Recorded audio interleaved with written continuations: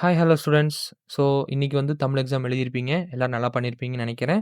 சரி வாங்க நம்ம வந்து அதுக்கான ஆன்சர் கீஸ் பாத்துரலாம்.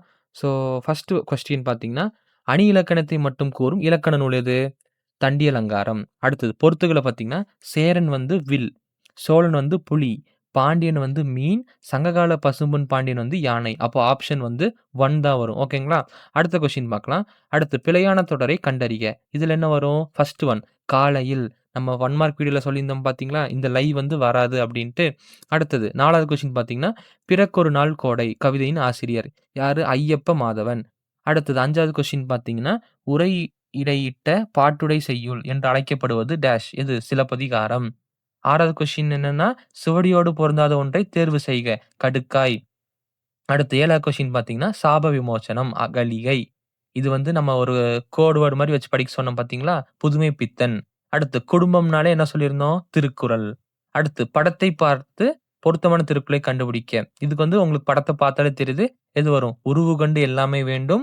உருள் பெருந்தேருக்கு அச்சாணி அன்னார் உடைத்து. அடுத்த கொஸ்டின் பார்க்கலாங்களா? அடுத்தும் பொறுத்துக தான் கேட்டிருக்காங்க. அதுல பார்த்தீங்கன்னா, ஆப்ஷன் பி, ஆப்ஷன் ஆ அதுதான் வரும். அடுத்து ஈற்றடி எழுதி துணிப்பாவை நிறைவு செய்க. பூத்த மலரொன்று பறக்கிறது. என்ன வரும்? வண்ணத்து பூச்சி. அடுத்தது 12வது பார்த்தீங்கன்னா, குறிப்புகளில் மறைந்திருக்கும் தமிழ் அறிஞரை கண்டறிக. சிறுகதை ஆசிரியர், முதல் பாதி நவீனம். இதுக்கு ஆன்ஸர் பார்த்தீங்கன்னா, புதுமை பித்தன். ஓகேங்களா? புதுமை பித்தன் வந்து 2 டைம் வந்திருக்குது. அடுத்து 13த் கொஸ்டின் பார்த்தீங்கன்னா, ஈசல் தான் அதுக்கான ஆன்ஸர். அடுத்து லாஸ்ட் கொஸ்டின் இலக்கண குறிப்பு தருக. எதுக்கு? வியர்வை வெள்ளம். அதுக்கு வந்து பார்த்தீங்கன்னா, உருவகம் தான் ஆன்ஸர் வரும். பார்த்தீங்கன்னா வந்து குருவி நகல்ல பிரிவு 1ல வந்து செய்யுள் பகுதியிலேருந்து கேட்டிருக்காங்க. இப்போ செய்யுள் பகுதியிலேருந்து 4 எழுதணும். 4ல 3 எழுத சொல்லியிருக்காங்க. நம்ம கொடுத்திருந்த இம்பார்ட்டன்ட் கொஸ்டின்ஸ் நம்ம கொடுத்திருந்த பிடிஎஃப் பார்த்துருந்தீங்களே, நீங்க 3 தான் அட்டெண்ட் பண்ணியிருக்கலாம். அதே மாரி தான் வந்து பிரிவு 2 உரைநடை பகுதியிலேருந்து கேட்டிருக்காங்க. அதுலயுமே நீங்க 2மே எழுதக்கூடியது தான். அடுத்தது மொழியோட விளையாடல பார்த்தீங்கன்னா, ஃபர்ஸ்ட் ஒன் வந்து ஓமை சொற்கள். ஓமை தொடரை சொற்றொடரில் அமைத்து எழுதுக.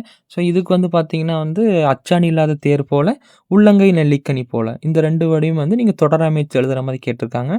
அப்புறம் மயங்கலி சொற்கள். நம்ம சொல்லியிருந்தோம் பார்த்தீங்கன்னா, அது கண்டிப்பா வரும்ன்ட்டு. விலை, விலை, விலை, களை, களை, களை. ஸோ நம்ம கொடுத்திருந்த இம்பார்ட்டன்ட் கொஸ்டின்ஸ் எந்த மாரி கேட்பாங்க அப்படிங்கிறதுல தான் மோஸ்ட்டா கேட்டிருக்காங்க. ஸோ இதே மாரி தான் நம்ம அடுத்து இங்கிலீஷுக்கும், அடுத்த சப்ஜெக்ட்ஸ்க்கும் ஒண்ணு ஒண்ணா போட்டுட்டே வரணும். ஸோ நம்ம சேனல ஃபாலோ பண்ணிக்கோங்க. நம்ம சேனல சப்ஸ்கிரைப் பண்ணிக்கோங்க. இந்த வீடியோ புடிச்சிருந்துச்சுன்னா நீங்க ஒரு லைக் குடுங்க. கமெண்ட்ல சொல்லுங்க உங்களுக்கு எவ்வளோ 1 மார்க்ஸ் கரெக்ட்டா வந்திருக்குது? எவ்வளவு நீங்க கரெக்ட்டா எழுதியிருக்கிறீங்க? அப்படிங்கிறத கமெண்ட்ஸ் பண்ணுங்க. அதே மாரி உங்க ஃப்ரெண்ட்ஸ்க்கும் ஷேர் பண்ணி விடுங்க.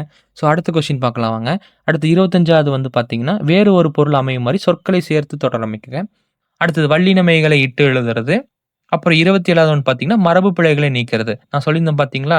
மரபு பிழை நீக்கி எழுதுறது. அப்ப அதாவது பார்த்தீங்கன்னா, வாழை காட்டில்ன்னு இருக்கு. அத வந்து நம்ம வாழை தோட்டத்தில் மாத்தணும். குயில்கள் கூவும். ஓகேங்களா? அடுத்து காகங்கள் கரையும். அடுத்தது பேச்சு வழக்கை எழுத்து வழக்காக மாற்றுறது. அப்புறம் புணர்ச்சி விதியும், பகுபத உறுப்பினர்களும் உங்களுக்கே தெரியும். அடுத்தது சிறுவினா பக்கம் நம்ம வரலாம். சிறுவினா பார்த்தீங்கன்னா 31வது கொஸ்டின் வந்து செம்பருதி மலைமேட்டில் தலையை சாய்ப்பான். இந்த கொஸ்டின் வந்து நம்ம குடுத்திருந்தோம் சிறுவினால. நீங்க பார்த்துட்டீங்கன்னா உங்களுக்கு தெரிஞ்சிருக்கும். இப்ப அடுத்தது பார்த்தீங்கன்னா, கவிதை என்னும் கண்முன் நிகழ்வை மனதில் நிகழ்வதை தொடர்புறுத்தி செந்தமிழ் அடைக்கும் முயற்சி என்பது நகுலன் கவிதையை கொண்டு நிரவுக. இதுவுமே நம்ம குடுத்திருந்தோம். அதே மாரி இந்த ஒருமுக எழினி, பெருமுக எழினி நம்ம குடுத்திருந்த இந்த 4 கொஸ்டினுமே நம்ம குடுத்திருந்த இம்பார்ட்டன்ட்லேருந்து தான் வந்திருக்குது. ஸோ நீங்க நம்ம குடுத்திருந்த இம்பார்ட்டன்ட் படிச்சீங்கனாலே, இதுல வந்து 2 இது எழுதியிருக்கலாம். அதே தான் நம்மளுக்கு வந்து உரைநடையிலேருந்து கேட்டிருக்க சிறுவினாலயுமே சரி. மனந்தகமா இருக்கட்டும், திரைப்படத்தின் காட்சி ஆற்றலை இருக்கட்டும், மே வேளாண் மேலாண்மையா இருக்கட்டும், இந்த 3 கொஸ்டினுமே வந்து நம்ம வந்து குடுத்த இம்பார்ட்டன்ட் கொஸ்டின்லேருந்து தான் வந்திருக்குது. அடுத்தது பிரிவு 3 வந்தீங்கன்னா, அணி. அணி சொல்லியிருந்தோம் பார்த்தீங்களா? அணி வந்து படிங்க, படிங்கன்னு சொல்லியிருந்தோம்ல. ஃபர்ஸ்ட் ஒண்ணுக்கு வந்து சொற்பொருள் பின்வரும் அணினா என்னது? அதே மாரி அன்பும் மறத்தேன் இக்குறட்பாவில் வரும் அணியே வந்து நம்ம எழுதணும். அடுத்தது பார்த்தீங்கன்னா வந்து திணை. அணி சொல்லியிருந்தோம், திணை சொல்லியிருந்தோம், துறை சொல்லியிருந்தோம். இந்த 3மே வந்திருக்கு பாருங்க. திணை, துறை அல்ல. திணை இல்லன்னா துறை எழுத சொல்லியிருக்காங்க. ஸோ வாகை திணை தான் ஈஸி. அது வந்து நம்மளுக்கு நெடுநல்வாடையில வரும். ஸோ அது எழுதியிருப்பீங்கன்னு நெனைக்கிறேன். அடுத்து இலக்கிய நாம் பாராட்டுக 4 4 தான் இருக்கு. அதுலேருந்து 1 கேட்டிருக்காங்க. அடுத்தது பார்த்தீங்கன்னா 42வது பழமொழியை வாழ்க்கை நிகழ்வில் அமைத்து எழுதுக. ஸோ இதுவுமே நம்மளுக்கு ஈஸி தான். அதுக்கப்புறம் வந்து மாற்றுச் சான்றிதழ் வேண்டி விண்ணப்பம், கடிதம். நான் சொல்லியிருந்தேன் பார்த்தீங்களா? கடிதம் ஒண்ணு ஓனா கேட்பாங்கன்ட்டு. அதுவுமே நம்மளுக்கு கேட்டிருக்காங்க. அடுத்து நெடுவினா சைடு வரலாம். நெடுவினா வந்து நம்ம ஒரு இது போட்டிருந்தோம் பார்த்தீங்களா? நம்ம ஒரு பிடிஎஃப் அப்லோட் பண்ணியிருந்தோம்ல.